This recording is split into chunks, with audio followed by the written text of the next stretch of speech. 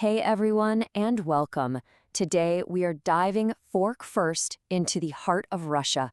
We're going to explore some of the most iconic, most delicious dishes you can find. So, I want you to picture this, a table just loaded with amazing food. We're talking hearty, comforting, super flavorful dishes. What does that feast look like in your mind? Well, guess what? That's exactly what we're going to get into today. And we're not just going to list off a bunch of dishes. Nope. We're actually going to build a full Russian meal from the very first spoonful all the way to the end. So let's get started with, the starters. Okay, so every fantastic meal needs a great opening act, right? Something to get you excited for what's coming. And in Russia, that's often a really vibrant soup or a big festive salad. First up is a big one. This is probably one of Russia's most famous dishes ever, borscht. It's a total cornerstone of the cuisine, a real taste of home for so many people, and believe me, it has earned its reputation. But don't let the word soup fool you. This is not just some simple veggie soup. That beetroot gives it this unbelievable deep red color and a hint of sweetness, and that sweetness is perfectly balanced with a little bit of sourness. It's just this complex, warming, amazing way to kick off a meal. So next to that hot soup, you'll almost always find a cold salad. And there is no salad more loved than the Olivier salad. You might even know it as Russian salad. That's what a lot of people call it. It is an absolute must-have at any kind of party or celebration. Think of it like a potato salad on a whole other level. It's way heartier, way more complex, super creamy, savory, just so satisfying. And it makes sense why it's a party staple, right? It's a total crowd pleaser and perfect for a big group. Okay, starters are down. Now let's get to the main event. And I'm telling you, when we say hearty, these dishes are exactly what we mean. And kicking off our main courses is a classic known all over the world. It is pure comfort food in a bowl, beef stroganoff. The real magic of this dish is all about the texture.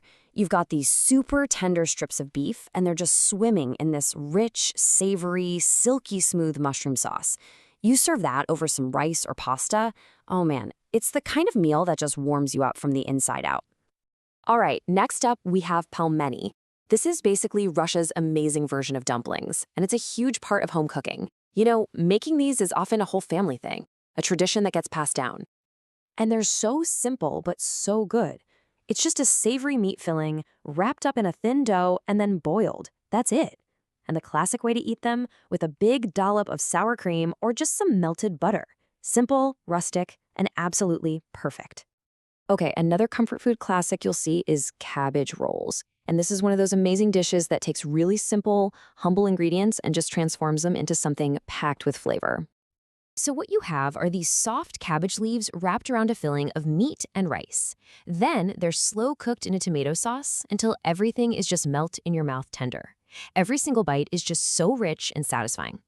So let's just pause and compare those two for a second. You've got pelmeni and cabbage rolls.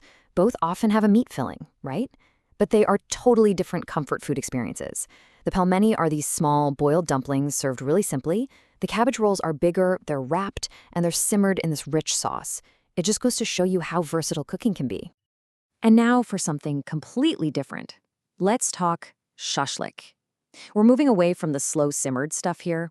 This is all about the grill, the open fire.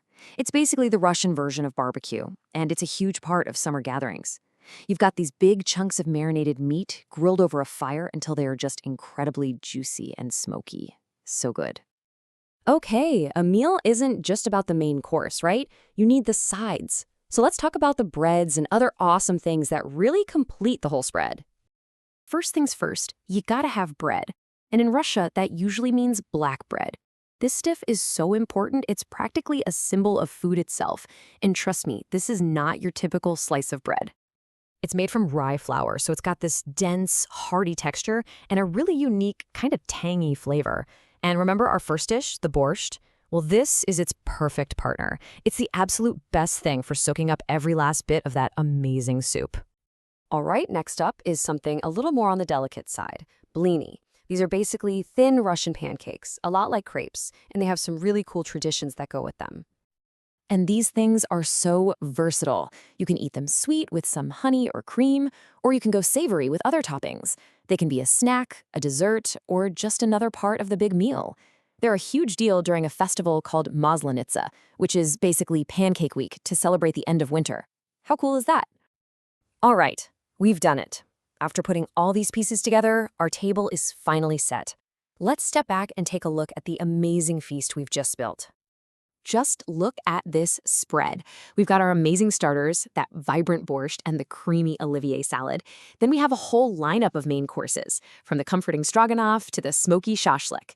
And of course, you've got your black bread and your blini right there on the side, maybe a cup of hot Russian tea to wash it all down. This, right here, is what a real Russian feast is all about. So, we've built this entire meal, piece by delicious piece. And now there's really only one question left, and it's for you.